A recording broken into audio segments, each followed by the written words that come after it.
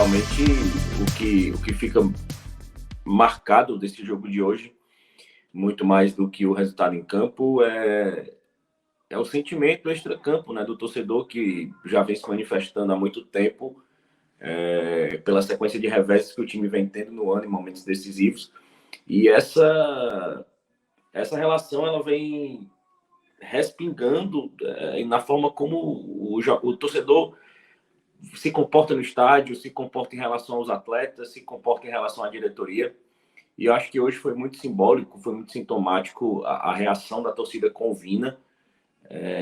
Após o jogo, na saída dos atletas também teve mais protesto, mais conversa, mais cobrança. E teve um tweet, eu não peço desculpas, não lembro quem foi que fez hoje, que falou, foi muito preciso no que ele nesse sentimento do torcedor. É que o torcedor fez questão de aplaudir o Nino, tanto na saída do estádio, quanto do campo, quanto na saída do estádio. O Nino estava com o filho no braço, foi aplaudido. E isso é a prova que o torcedor não quer um Messi, não quer ninguém dando chapéu, passe de calcanhar. O torcedor quer alguém que corra, que demonstre sentir, que demonstre interesse. E não é o que a maioria desse elenco vem mostrando, e eu acho que ela é reflexo muito da omissão da diretoria. E é isso, eu acho que o Vina faz sempre uma questão de responder, ele não recebe bem as críticas, e a gente está vendo uma carreira dentro do clube que caminhava para uma idolatria. E eu falava muito, e eu já tuitei várias vezes, já falei em várias lives, o Vina hoje, no status que ele atingiu hoje no Ceará, ele seria ídolo. E eu falava que dependeria da forma como a passagem dele se encerrasse no clube. E o Vina está fazendo questão de não chancelar, não validar essa idolatria. E é uma pena, porque é um jogador que, pela idade dele, pela carreira que teve, não vai ser ídolo em canto nenhum. É o que a gente viu acontecer com o Thiago Galhardo, é o que a gente viu acontecer com o Geraldo aqui no Ceará. Era um cara que teria tudo para ser ídolo do Ceará e no final da carreira escolheu ir para o Fortaleza. E hoje é um cara que aqui tem um ostracismo, não é ídolo de ninguém. Eu acho que não existe coisa mais triste para um jogador de futebol do que terminar a carreira você é ídolo de ninguém. Você não é o Vina do Ceará, você é o Vina. É o Vina. E eu acho que ele está escolhendo esse caminho e eu acho que vai ser um ponto importante para a gente falar nessa live de hoje. E só lembrando aqui uma coisa que a gente já apontou aqui em off, né? Que sempre rola, né? Aquele bate-papo assim para a gente alinhar a pauta, né? Então, a gente comentou aqui que ele já tinha essa característica de ser uma pessoa meio avessa a críticas, né? A ter uma atitude um pouco personalista, de repente, e que isso já tinha sido percebido em outros clubes, né? Eu lembro dele no Bahia, principalmente, né? Que foi a passagem dele aqui que a gente acompanhou por aqui com mais afinco. E aí, o que você me fala, eu me lembro dele fazendo essas coisas aqui, né? Ele passou menos tempo aqui em Salvador, né? Jogando no Bahia, mas algumas coisinhas assim que ele fazia irritavam um pouco o torcedor. E ele também saiu sem ser ídolo. E uma outra coisa curiosa é que aqui ele era chamado Vinícius, mas aí ele passou a ser Vina, né? Então já poderia ser uma mudança assim que chancelasse essa nova passagem dele no Ceará, como Vina do Ceará, né? Como você pontuou, e de repente por um tropeço assim, né? Uma deslizada aí, como ele está tratando esse finalzinho de passagem, se é que a gente pode dizer isso. A gente não sabe ainda, né, como é que vai terminar essa relação dele com o Ceará.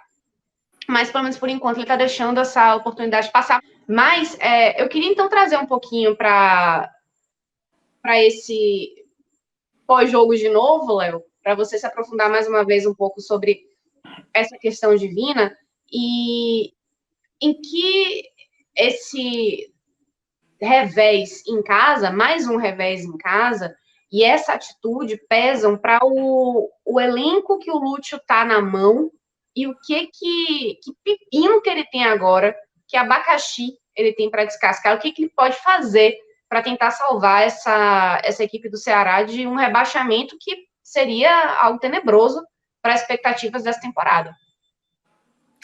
Boa noite mais uma vez, Ju, Iago. Eu acho que o reflexo de todas, e não é a primeira vez que um jogador bate boca com a torcida, tanto nas redes sociais como na saída do campo, é muito fruto da forma como a relação do jogador se estabelece dentro do próprio clube. Só reforça a sensação que não existe comando dentro do Ceará. Assim, o departamento de futebol do Ceará não faz esse tipo de trabalho. E há uns cerca de 2 anos atrás, essa mesma base de grupo já estava aqui no Ceará. E após a Copa do Nordeste, se não me engano, foi após o título de 2020 da Copa do Nordeste, o Valdo, o zagueiro, foi aquela entrevista clássica pós-conquista de título no Globo Esporte, e ele falou que não existia cobrança dentro do elenco, assim. Não tinha ninguém da diretoria que cobrava. E os jogadores sentiram falta de ser cobrados. Naquele momento houve uma cobrança e eles reagiram. Então, assim, chega ao limite do absurdo de um jogador dizer que não existe cobrança dentro do clube. Então, assim, era uma sensação que já existia por parte da torcida, porque realmente o departamento de futebol do Ceará é muito mal gerido há muito tempo.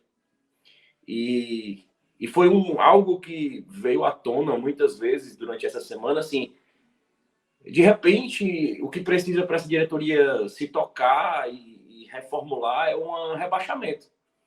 E foi uma coisa que eu bati muito. Eu falei assim, vocês acham, sinceramente, que foi por falta de fracasso que essa diretoria não refez uma autocrítica? Porque fracasso para escolher tem vários. Assim, você tem essa diretoria, ela coleciona fracassos. Então, assim, se precisa de um fracasso para entender que a rota precisa ser realinhada, eu não acredito que foi a falta de um fracasso, porque ele pode escolher jogar para cima e o fracasso que cair primeiro na mão, eles escolhem para realinhar a rota. Porque tem Iguatu, tem CRB, tem derrota perdendo 1 milhão de pênaltis para o São Paulo, perdendo pênalti na final da Copa do Nordeste, 2 eliminações da Copa do Brasil para o rival. Então, assim, não falta. Uma diretoria que em 5 anos ganhou um campeonato cearense. Assim, não falta fracasso. Eu acho que falta autocrítica. E hoje eu falei muito isso, assim, que é interessante, o presidente Robson de Castro, ele faz muita questão de mencionar nas entrevistas dele, quando perguntado como foi que ele entrou no Ceará, como foi o momento que ele começou a entrar no Ceará, ele falou isso, que foi depois de uma grande derrota do Ceará para o rival, ele foi até o clube, sentou na recepção e perguntou, eu quero falar com alguém e dizer como é que eu poderia ajudar. E ele disse que ficou esperando lá, e depois foi recebido pelo presidente. O presidente disse, você pode comprar um título, virar conselheiro, vir aqui para ajudar. E ele disse que começou a fazer, dar auxílio na parte fiscal do clube, que ele é contador. E eu fiz uma afirmação hoje que eu tenho certeza que aconteceria isso. Se o torcedor Robson de Castro, que chegou ao Ceará em 2014, em 2009, como ele disse, batendo na porta e perguntando como poderia ajudar, se o torcedor Robson de Castro chegasse ao Ceará hoje, ele não seria recebido pelo presidente Robson de Castro. Porque ele trabalha fechando o clube para o torcedor. E é um absurdo, porque é um torcedor que bateu na porta e entrou no clube batendo na porta sendo recebido. E foi justamente o presidente responsável por fechar o clube para o torcedor, como nunca se viu antes. Eu acho assim que os 14 mil que tiveram hoje no Castelão foram sabendo que provavelmente seria a repetição de um filme, assim, que já viu muitas vezes. E esse Ceará, ele já está mentalmente rebaixado. Esse time do Ceará, se ele entrar na zona e pelo rumo que as coisas estão tomando, não é se ele entrar, é quando ele entrar, ele não vai sair. Assim, é a sensação que esse time não tem capacidade de reagir, porque sequer tem uma cobrança. Assim, sequer tem... O presidente não vai a público dar uma satisfação, o diretor de futebol, ninguém sabe quem é, só sabe quem é o nome, e depois das mudanças a gente sabe que é um cara que não tinha interferência nenhuma na parte técnica do departamento de futebol. Ele cuidava de logística, hotel, ônibus, concentração. E esse é o cara que, teoricamente, comanda o futebol do Ceará, mas a gente sabe que não, que a mente por trás do departamento de futebol é o presidente, que já não mostrou o resultado. E no segundo turno, a gente já tinha essa expectativa que as coisas iam piorar, porque o time já não estava jogando bem. E os outros times que estavam abaixo vinham se reforçando. Então, assim, os times foram ao mercado, os times foram buscar qualidade. Enquanto o Ceará ficou fazendo o que sempre costuma fazer. Calma, estamos analisando o mercado. Calma, a janela vai abrir. Quando a janela abre, o mercado fechou. Ô, Léo, isso me lembra muito a postura do... E, claro, estou fazendo aqui uma correlação do que a gente viveu aqui ano passado, principalmente, porque nos outros anos também teve em outras circunstâncias, mas especialmente ano passado com o Bahia. A gente viu o Bahia que venceu uma Copa do Nordeste no ano passado, um Bahia que conseguiu esse título importante e meio que acabou sendo algo como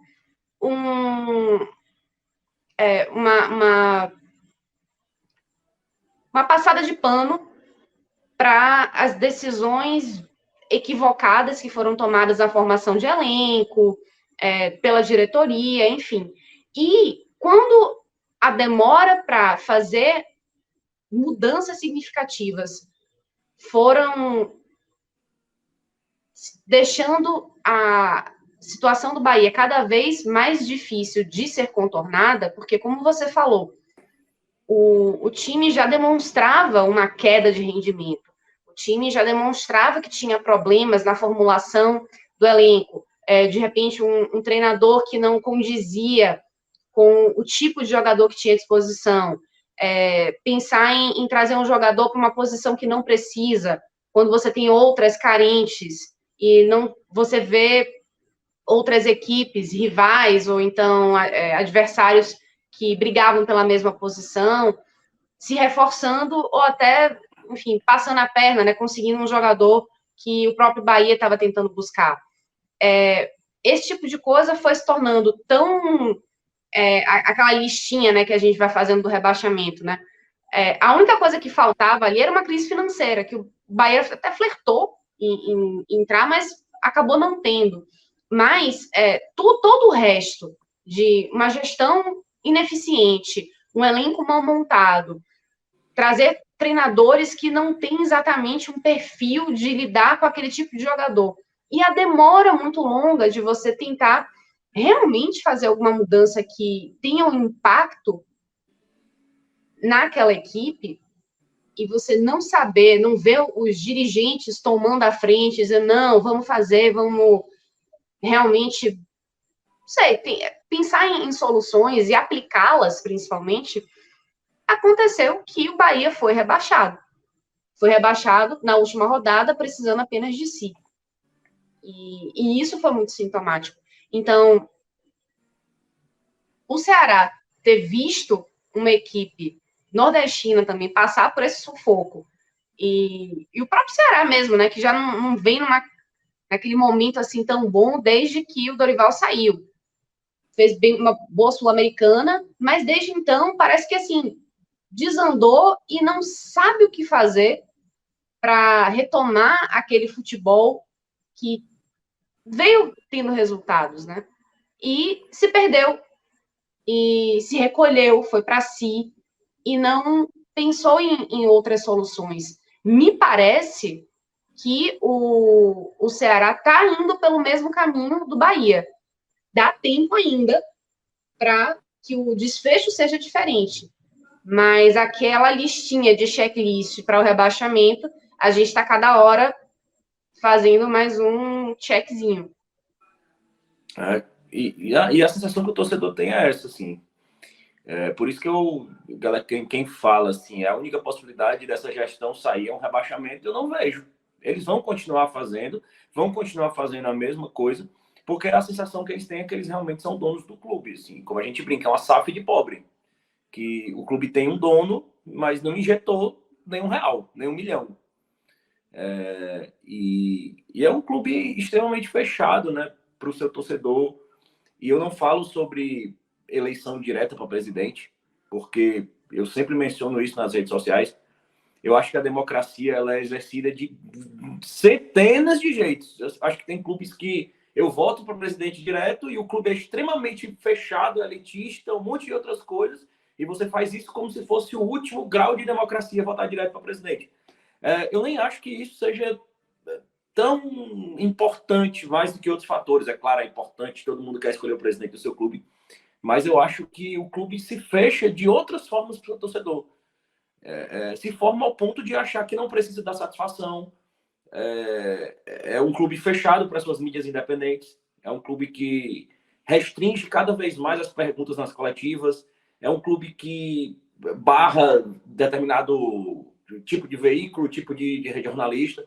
E vai ser uma coisa que a gente vai estar falando na próxima telecast, porque hoje o Iago até mencionou sobre as ausências, as mudanças que o Lúcio fez em relação a Sacalvina, o Lima e o Jô. E o Rodrigo Cavalcante, que é um repórter tem um canal chamado Canal do Vozão, que é um repórter setorista, muito conhecido aqui, de muita credibilidade, cobre o Ceará há muitos anos. E o Rodrigo Cavalcante, ele postou informação no Twitter, e a informação é do Rodrigo, ele não deu maiores detalhes, mas ele falou que atletas foram afastados, sacados do time titular hoje, em razão de terem feito uma festa na concentração. Ele não citou nomes, mas os atletas afastados foram esses, né? Ele menciona que houve uma discussão em relação a pagamento de bicho, que os jogadores queriam bicho em espécie, não em transferência bancária, não em Pix, não em nada. Que esse era o motivo. E que tinham mais outras coisas que estavam... Assim, e foi informação do Rodrigo. Inclusive, já ouvi de pessoas do clube que ele vai ser judicialmente interpelado por isso, a provar essa informação.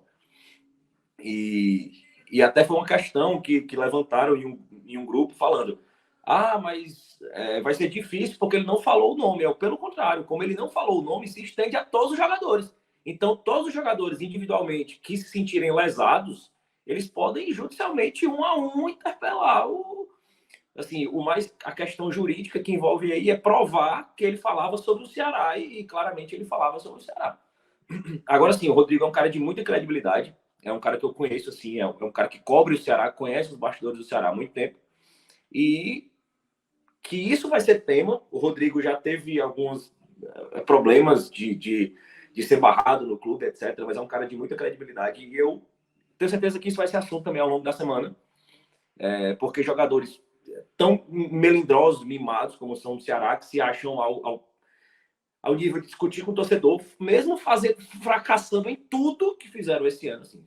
A gente está falando de profissionais que fracassaram em tudo esse ano. É como se você é um pintor de uma construtora, você pintou 100 casas e ao longo de 2 meses, as 100 casas estouraram a tinta.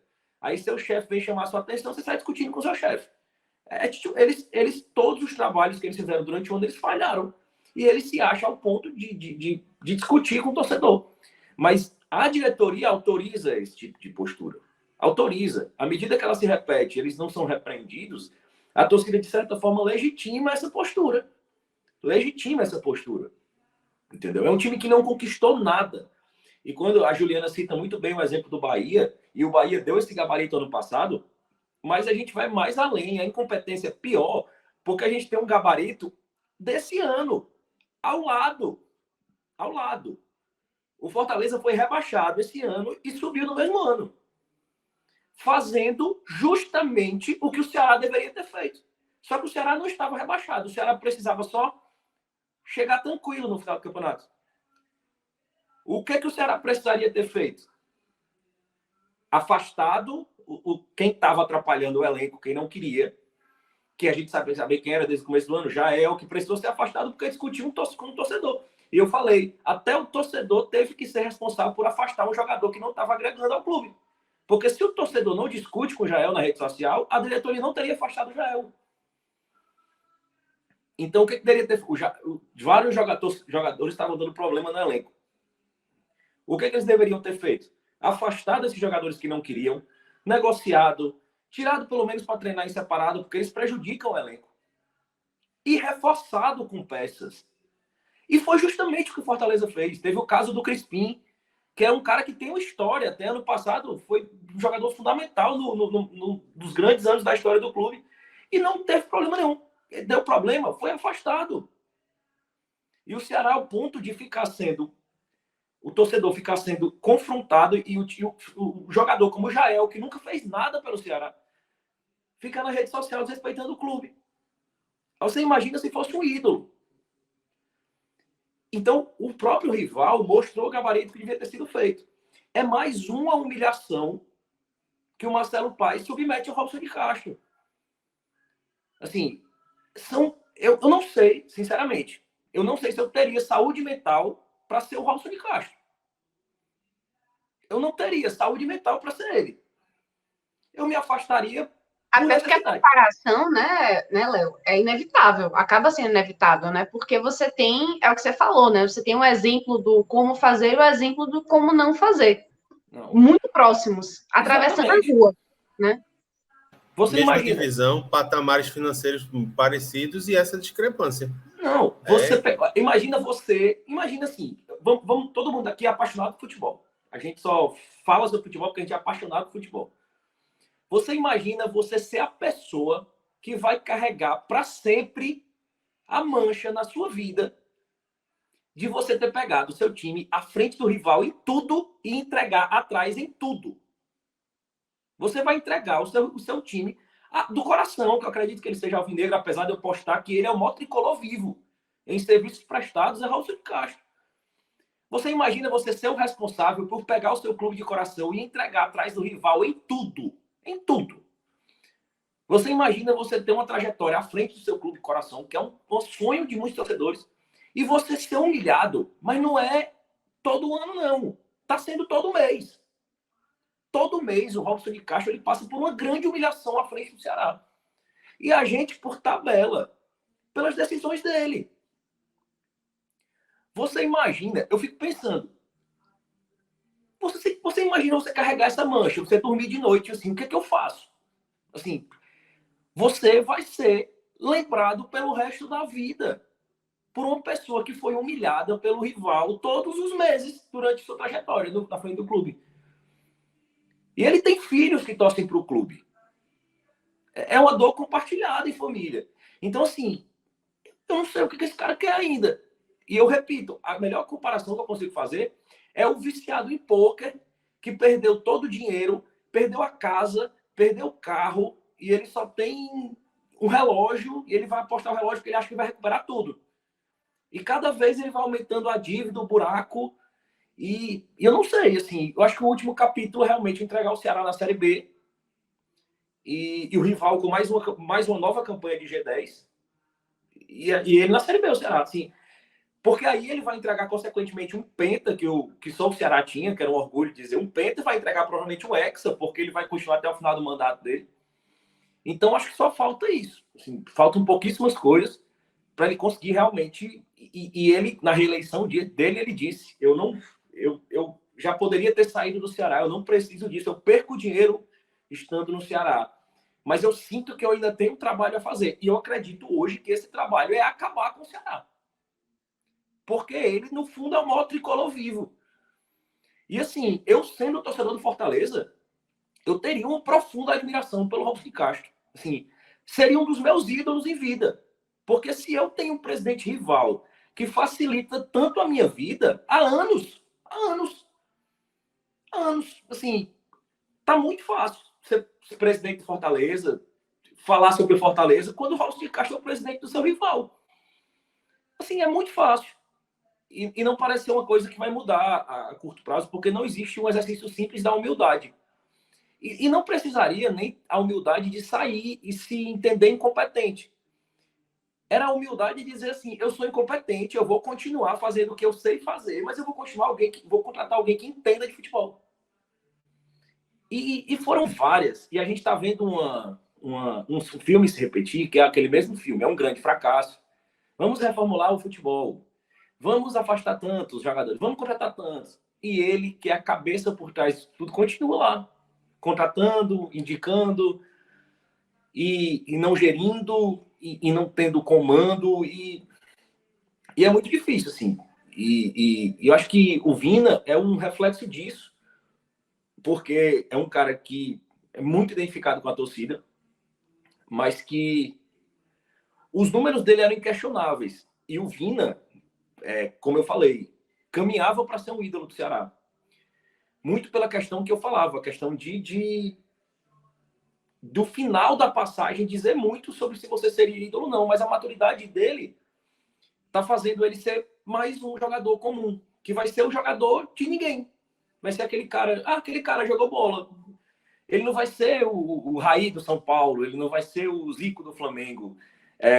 Não comparando, obviamente. Às vezes a gente precisa dizer o óbvio, mas a gente precisa, mesmo sendo óbvio, precisa dizer. Resguardadas aí as dívidas proporcionais, mas é o que você falou, né? O cara que veste a camisa, que o torcedor vai saber, vai poder falar pro filho, assim, não, eu sou da época, eu vi Vina jogar. Exatamente. Enfim, algo do tipo, né? Às vezes não é um jogador com uma exímia técnica, mas aquele cara que era muita raça, muita determinação, enfim, fez muitos gols, era muito identificado. Então, esses caras muitas vezes falam mais sobre idolatria até do que algum cara que chega, tem uma passagem meteórica, muitos gols, muitas conquistas e não tem esse molho, né, que faz uma pessoa virar ídolo. Exatamente. E o Vina tinha tudo para ser esse cara, por exemplo. É o que eu falo, assim, nem todo jogador vai chegar ao final da sua carreira tendo uma carreira de primeira prateleira, de jogar nos grandes da Europa, de seleção brasileira. Nem todo jogador vai ser isso. Nem todo mundo vira o maior médico, nem todo mundo vira o maior cirurgião, o maior advogado. Os caras têm carreiras honradas muito grandes em clubes medianos ou grandes a nível regional. E poderia ser um cara assim. E é uma história bonita para contar. Assim. A gente recentemente teve um jogo do Ceará com 50 mil pessoas no estádio. O Ricardinho, cara. Ricardinho, uma carreira super honesta, honrada, passou pelo Ceará. Nunca jogou em grandes centros, em grandes clubes nacionais, mas o cara chega aqui já no final da sua carreira com a filhinha no berço, no colo, a filhinha recém-nascida, o cara aplaudido, seu nome gritado por 50 mil pessoas. Isso aí, cara, é um troféu maior que muitos que você ganha em campo. E esses caras não entendem a importância disso aí, porque é realmente importante na carreira de um cara desse. Porque ele acha melhor fazer um gol, bater no escudo e ficar cobrando a torcida como se tivesse algum direito. Como se tivesse algum direito de cobrar. Quem fracassou, e eu acho que o Vina, apesar dos seus números incríveis, ele é muito a simbologia desse fracasso. A simbologia desse fracasso, os pênaltis perdidos, muitas decisões onde ele não jogou bem. E era o cara que era para mais tentar conquistar grandes coisas, ser a cara de vitórias, porque os números dele na grande média são excelentes, assim, colocam na prateleira dos melhores.